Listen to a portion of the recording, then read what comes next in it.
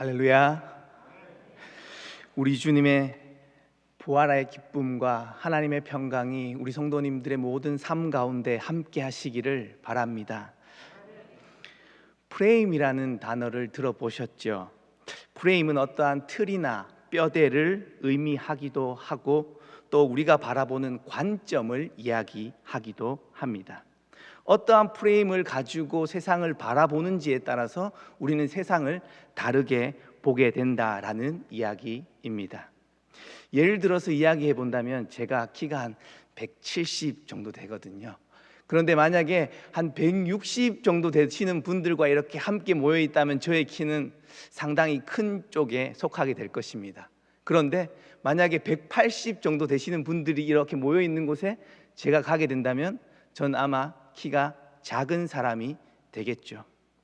이렇듯 저라는 사람은 변화되지 않지만 주변의 환경에 따라서 저를 판단하는 기준이 달라진다라는 이야기입니다. 그렇게 어떠한 프레임을 가지고 있는지에 따라서 우리는 삶을 바라보는 관점이 달라진다라는 이야기입니다. 오늘 말씀 속에 등장하는 베드로는 유대인의 프레임을 가지고 그 유대인의 사고의 틀을 가지고 세상을 바라보았던 사람입니다. 유대인들의 가장 중요한 중거의 틀이라고 한다면 그것은 바로 율법입니다. 하나님이 모세를 통해서 주셨던 십계명, 그리고 그에 대한 부가적인 여러 가지 조항들, 그러한 것들을 가지고 그들의 자신들의 삶의 척도로 삼았던 이들이 유대인들입니다. 들어보셨겠지만 유대인들은 대략 613가지 정도 되는 계명을 철저하게 만들었고 그것을 철저하게 지켰습니다. 그들이 이렇게나 많은 계명을 만들어서 지키려고 했던 그 이유와 목적은 무엇이었을까요? 바리세파라는 이 단어는요, 히브리어로 페루심에서 유래된 말입니다. 이 단어의 의미는요, 분리된 자, 구별된 자라는 의미를 담고 있습니다. 바리새인들의 처음 출발은 세상으로부터 철저하게 구별되고 분리되어서 하나님의 말씀대로 살아가겠다라는 그런 마음에서부터 출발했다라는 의미입니다. 신약 성서에서 만나게 되는 많은 바리새인들이 예수님에게 참 많은 꾸중을 듣죠. 많은 책망을 받습니다. 그래서 바리새인들의 삶을 쉽게 생각할 수도 있지만 그들은 참으로 철저하게 하나님 앞에서 살아가려고 했다라는 것을 우리는 기억해야 합니다. 그랬기에 그들의 삶의 정말로 작은 부분에서부터 삶의 모든 영역에서 그러한 조항들을 만들고 철저하게 살아가려고 끊임없이 노력했습니다. 다시 말해서 그들의 처음 시작은 선한 의도였다라는 이야기입니다. 그런데 시간이 지나면서 그들이 세워놓은 계명들과 규칙들은 다른 사람을 억압하는 방향으로 흐르게 되었고 율법의 삶을 강요하면서부터 잘못된 방향으로 나아가게 되었습니다. 유대인들은 그들의 사고의 깊숙한 곳에서부터 율법을 지켜야 한다는 그러한 강박이 존재했습니다. 율법을 통해서 구별되어서 자신을 거룩하게 한다라는 의식이 있었기 때문입니다. 오늘 말씀 속에 등장하는 베드로에게도 그러한 모습이 있었음을 우리에게 보여주고 있습니다. 9절 말씀에 보면요, 베드로가 지붕에 올라가서 기도하려고 합니다. 기도하려고 왜 지붕에 올라갔을까라는 생각이 드실 수도 있는데요, 유대 지역의 집들은 대부분 일반적으로 외부에 이렇게 계단이 있어서 평평한 지붕을 가지고 있었습니다. 그래서 일상적인 삶 속에서 기도할 때 그 지붕에 올라가서 기도하기도 했고요, 이러한 공간은 편의의 공간, 휴식의 공간처럼 사용되기도 했습니다. 베드로는 그곳에서 기도하는 중에 오늘 말씀에서 환상을 보게 됩니다. 하늘이 열리고 하늘에서 그릇이 내려오는데 그 안에는 땅에 있는 각종 네 발 가진 짐승과 기는 것과 공중에 나는 것이 있었다라고 성경은 우리에게 기록해 주고 있습니다. 여기에서 각종이라고 번역된 헬라어는요 파스라는 단어인데요, 이게 중성 복수 형태로 나타나고 있습니다. 다시 말해서 모든 것을 의미하는 단어입니다. 다르게 표현하면요, 하나님께서 창조하신 모든 동물들이 담겨 있었다라는 의미이기도 합니다. 음식에 대한 규례에 대해서 알고 계실 겁니다. 레위기 11장과 신명기 14장에서 먹을 수 있는 짐승과 먹을 수 없는 짐승에 대해서 이렇게 규례가 나타나고 있죠. 그런데 오늘 환상 중에서 베드로 앞에 주어졌던 이 음식은요, 유대인들의 어떤 이러한 음식 규례에 따르면 부정한 것들이 함께 섞여 있었다라는 이야기입니다. 유대인들의 삶에 깊숙이 들어와 있었던, 내재되어 있었던 그 율법을 지켜야 한다는 그 정신을 갖고 있었던 베드로는 그 부정한 음식을 보고 먹기를 거부했을 겁니다. 10절에 보면요, 시장하여 먹고자 했는데 그럼에도 불구하고, 배고픈 상황임에도 불구하고 베드로가 그것을 먹지 않으려고 했다라고 성경은 이야기해 주고 있습니다. 그러자 13절에서 베드로에게 음성이 들려오기를 잡아 먹으라 라고 이야기합니다. 베드로는 이 음성을 처음 들었을 때 어떤 마음이 들었을까요? 잡아 먹으라, 율법을 어겨라 라는 이야기로 들리지 않았을까라는 생각을 하게 됩니다. 베드로는 지금껏 자신이 살아왔던 삶의 방식, 그 습관에 따라서 이야기합니다. 주님, 그럴 수 없습니다. 속되고 깨끗하지 아니한 것을 내가 결코 먹지 아니하였나이다 라고 자신이 율법을 지금까지 철저하게 지켜왔음을 이야기하고 있습니다. 이렇게 3번을 반복한 후에 그 그릇이 하늘로 올려졌다라는 것이 오늘 우리가 읽은 말씀입니다. 저는 오늘 말씀 속에서 베드로가 환상 중에서 율법을 잘 지켰습니다. 그렇지 않습니까? 엉뚱하게 들리실 수도 있겠지만 베드로는 하나님의 뜻에 순종한 사람일까요? 아니면 하나님의 뜻을 거절했던 사람일까요? 15절의 말씀에 하나님께서 깨끗하게 하신 것을 내가 속되다 하지 말라라고 말씀하고 계십니다. 베드로는 거절했던 것이죠. 그렇다면 베드로가 지금 지키고 있었던 것은 무엇이었냐라는 질문입니다. 정말로 그것이 하나님의 뜻이었냐라는 질문이기도 합니다. 오늘 말씀은 베드로가 하나님의 뜻을 이해하지 못하고 있음과 동시에 받아들이지 못하고 있음을 우리에게 보여주고 있습니다.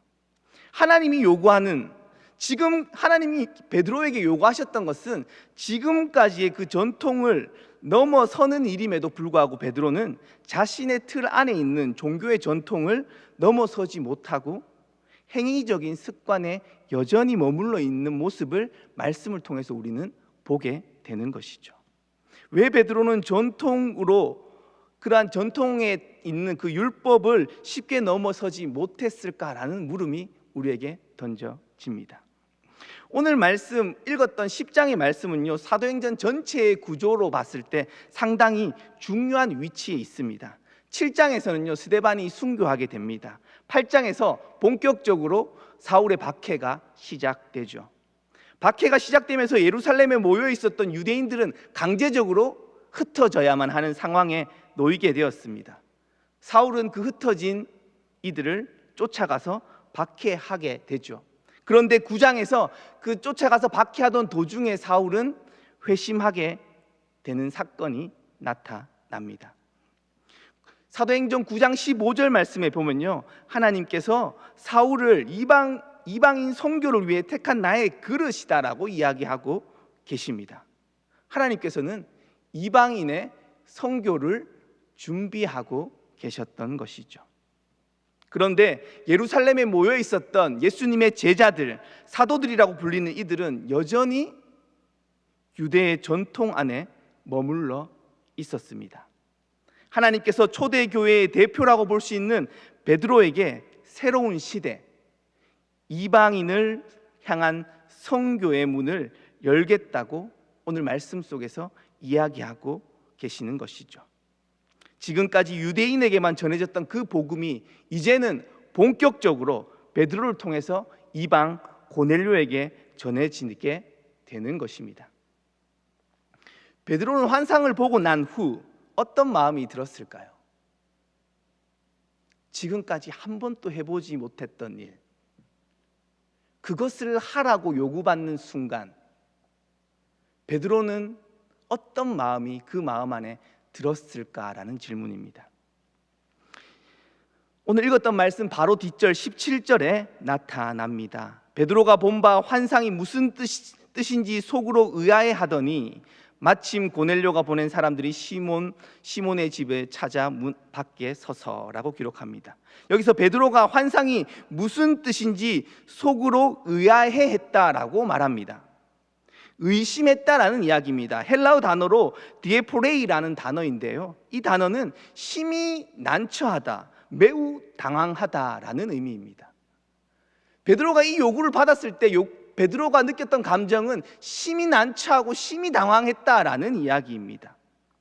매우 혼란스러운 감정을 베드로가 느끼고 있었던 것이죠. 지금까지 살아왔던 그 삶의 방식이 마치 틀렸다라고 이야기하는 것과 같은 느낌을 받았을지도 모릅니다. 지금까지 사고하고 판단해왔던 그 프레임으로는 해석되지 않는 상황 앞에 놓이게 된 것이죠. 다르게 표현하면 자신이 가지고 있었던 그 프레임의 확장과 전환을 요구받는 순간이었습니다. 베드로 앞에 놓여져 있었던 그 현실은 한 번도 가보지 못한 길을 걸어가야 하는 그 상황입니다. 우리의 인생이 자주 마주하게 되는 현실이기도 합니다.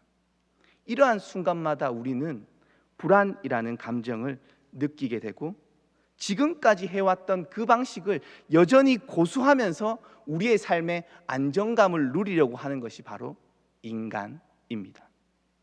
아브라함을 부르셨던 삶의 현실도 비슷했습니다.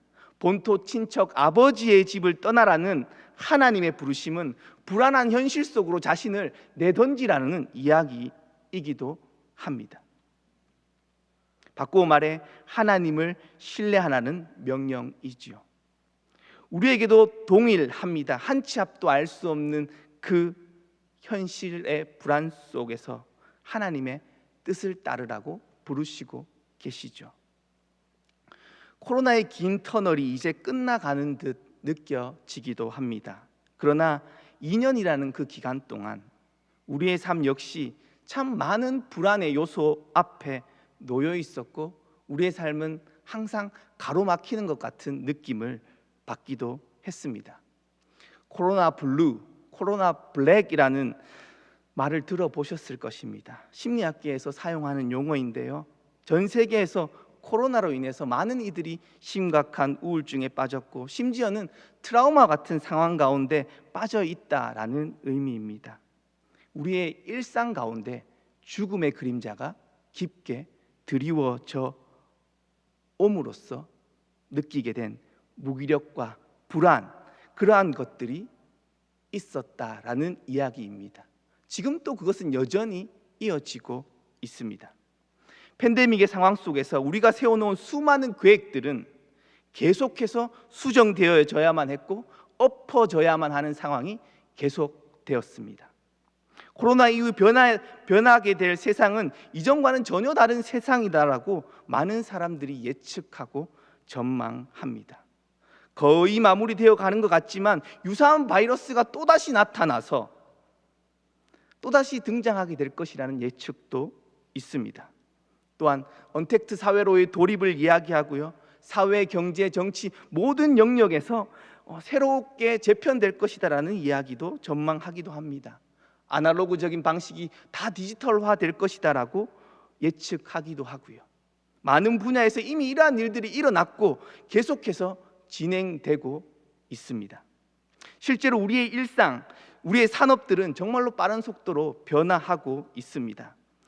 2018년도에 트렌드 코리아라는 책에서 혼밥이라는 키워드가 이렇게 뜰 것이다라는 것을 제가 책에서 봤습니다. 굳이 밥을 혼자 먹어야 하나 이런 생각을 하기도 했었는데요. 그런데 코로나 이후에 우리는 강제적으로 혼자 밥을 먹는 시대가 되었죠. 여러 명이서 배달을 시키지 않으면 배달하기가 참 쉽지 않았던 시대인데 요즘은 배민에서 혼자서 시켜 먹는 메뉴들이 참으로도 많습니다. 카페 환경도 많이 변했습니다. 둘러 앉아서 대화하는 그러한 카페가 이제는 1인 카페, 혼자서 이렇게 앉아있는 좌석들이 늘어나고 있는 모습들을 우리는 보게 됩니다. 엄청난 시대 정신의 변화 속에서 교회 공동체는 무엇을 붙들어야 하며 무엇이 변화해야 될 것인지 결정하고 판단해야 할 것입니다. 오늘 말씀 속에 초대교회와 베드로에게 요구되었던 변화의 요청, 오늘 우리 시대 속에서도 하나님께서 한국교회를 향해 요청하고 계신다라는 마음이 들기도 합니다. 하나님께서 베드로에게 요구하셨던 변화는 무엇이었을까요? 그것은 지금까지 가지고 있었던 프레임에 매여 있는 것이 아니라 새로운 프레임으로의 전환을 이야기합니다. 예수님의 십자가와 부활 이후에 여전히 율법이라는 중고의 틀에 매여 세상을 바라보는 것이 아니라 이제는 복음이라는 새로운 관점, 그 관점으로 세상을 바라보라는 것입니다. 예수 그리스도를 통해 시작된 하나님의 나라의 방식으로 세상을 바라보라는 요청이었습니다. 유대인들은 율법이라는 프레임으로 다른 이들을 정죄하고 배제하고 구별됨으로써 자신들만의 바벨탑을 쌓아 올렸던 것이죠. 그러나 하나님께서는 예수님께서 이 땅에 보여주셨던 그 사랑의 정신, 죄인들을 포용하고 받아들이며 용납하는 방향으로의 전환을 요구하고 계셨던 것입니다. 이방인들, 죄인마저도 수용하는, 용서하는 복음인 것이죠. 즉 복음의 정신은 자신의 생명만을 위해 걸어가는 인생이 아니라 다른 이들의 생명을 살리는 것이었습니다. 구약에서도 이 사랑의 정신이 드러납니다. 요나는 자신의 민족을 괴롭혔던 니느웨가 용서받는 것을 도저히 받아들일 수 없었습니다. 그들은 심판받아야 마땅한 이들이라고 굳게 믿었고 자신이 죽기까지 할지라도 자신이 옳다라고 하나님께 대들었던 사람이 요나임을 기억하실 겁니다. 요나에게 해결되지 않는 문제가 있었습니다. 자신 안에서 해결되지 않는 문제는 심판하시는 정의의 하나님과 용서하시는 사랑의 하나님이 그 마음 안에서 조화를 이루어내지 못했던 것입니다. 하나님께서는 마지막에 요나에게 이렇게 말씀하셨습니다. 좌우를 분별하지 못하는 사람이 12만여 명이고 수많은 가축이 있는데 내가 어찌 아끼지 아니하겠느냐 라고 말씀하셨습니다. 생명을 사랑하시는 하나님, 생명을 아끼시는 그 하나님의 마음이었던 것이죠. 예루살렘 성을 바라보며 우셨던 그 예수님의 마음입니다. 베드로에게 요구되었던 변화는 지금까지 가지고 왔던 그 전통을 넘어서는 부르심이었습니다. 모든 인간은 변화 앞에 서게 될 때 두려움을, 불안을 느낍니다. 베드로는 환상 중에서 끝까지 그 음식을 먹지 않았던 것은 그러한 이유겠죠. 우리의 삶에 엄청난 변화를 맞이하게 될 때 우리는 지금까지 사용하고 있던 외형적인 틀은 바꿔야 되는 것은 불가피할지도 모릅니다. 그럼에도 불구하고 우리가 잊지 말아야 하고 지켜야 할 것은 복음의 정신, 생명을 살리는 일입니다. 한국교회는 코로나로 인해 엄청난 변화를 경험했습니다. 단 한 번도 멈추지 않았던 이 예배, 현장 예배가 멈추게 되었던 것이죠.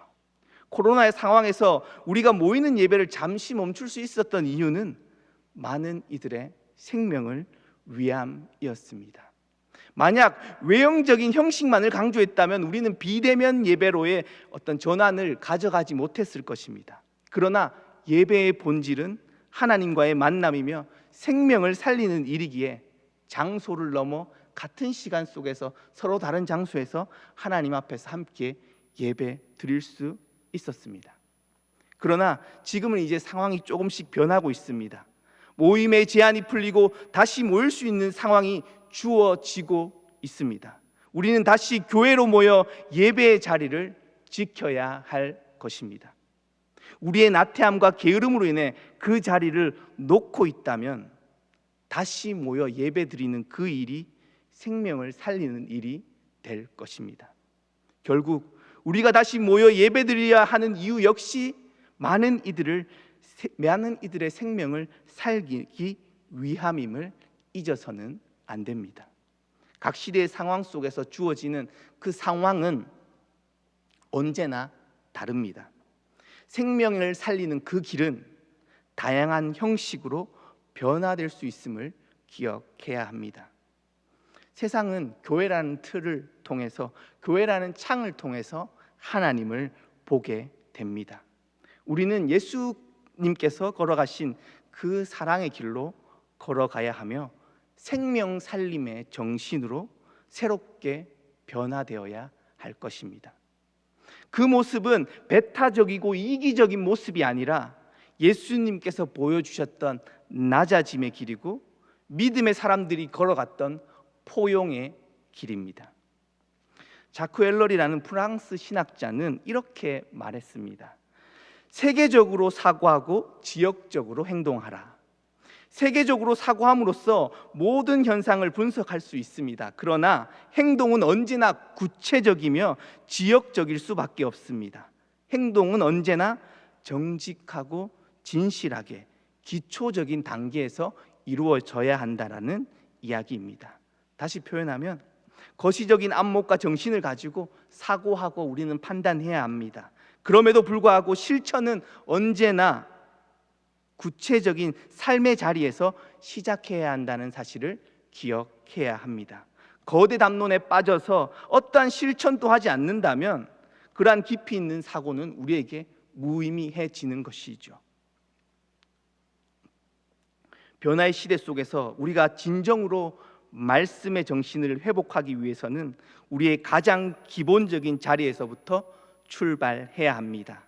가장 먼저 예배의 자리의 회복이며 기도의 자리의 회복이 그 시작이 될 것입니다. 그리고 각자의 삶의 자리에서 다양한 방식과 형태로 생명을 살리는 일들이 드러나게 될 테죠. 때때로 우리가 삶의 자리에서 이렇게 구체적으로 행동하는 것이 동일하게 이렇게 나타날 수도 있습니다. 그러나 행동을 하기까지의 그 사고 과정은 모두가 다르다는 것을 우리는 기억해야 됩니다. 예를 들어서 동일하게 환경 보호를 위해서 일회용품을 자제한다고 생각했을 경우에 학교에서 누군가는 시켜서 하는 친구들이 있을 것이고요. 어떤 학부모들은 내 후손들이 살아가야 할 그 자연 환경을 보호하기 위해서 그 일회용품을 줄이는 사람들이 있을 것이고요. 하나님의 자녀인 그리스도인들은 하나님께서 창조하신 이 자연 세계, 이 자연을 아끼고 사랑하는 마음으로, 보존하는 마음으로 환경 보호를 할 수 있는 것이죠. 우리가 예배 자리에 나와 있는 것 역시 예배 드리는 모습은 동일할지 모르나 어떠한 마음으로 나왔는지는 분명히 모두 조금씩 다를 것이라 생각합니다. 세상을 바라보는 눈, 그 관점 다르게 표현해서 마음의 자세와 그 태도는 각 사람마다 모두 다르다는 이야기입니다. 잠언 4장 23절에 모든 지킬 만한 것 중에 더욱 내 마음을 지키라. 생명의 근원이 이에서 남이니라. 아멘. 빠르게 변화하는 세상 속에서 변하지 않고 지켜야 할 것이 무엇일까요? 그것은 우리의 마음일 것입니다. 변화되어야 할 형식을 붙드는 것이 아니라 우리의 마음의 중심에 하나님의 말씀에 사로잡혀 있어야 한다라는 이야기입니다.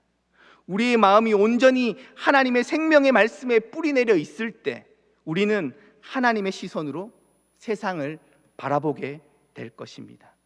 하나님이 주시는 사랑의 정신으로 생명을 살리는 길로 나아가게 될 것이며 그렇게 새로운 미래를 열어가게 될 것입니다. 경직되고 딱딱하고 굳은 마음은 부러질 수밖에 없으며 부드럽고 약하고 연약한 것이 오히려 딱딱하고 강한 것을 이기기 마련입니다. 어거스틴이 이런 이야기를 했습니다. 본질에는 일치를, 비본질에는 자유를, 모든 것에는 사랑을. 본질을 더욱더 확고히 붙잡고 비본질에는 유연함과 자유를 가져야 합니다. 굳어있는 우리의 마음과 사고의 틀에 예수 그리스도의 사랑과 성령의 인도하심으로 인해 유연하게 될 수 있기를 소망합니다. 하나님의 마음으로 세상을 바라보며 삶의 아주 작은 영역에서부터 말씀의 정신으로 변화되어 그것을 실천하시는 대구제일교회 모든 성도님들 될 수 있기를 축복합니다. 기도하겠습니다. 사랑의 하나님, 빠르게 변화하는 시대 속에서 하나님의 말씀의 정신을 따라 살아가기를 원합니다.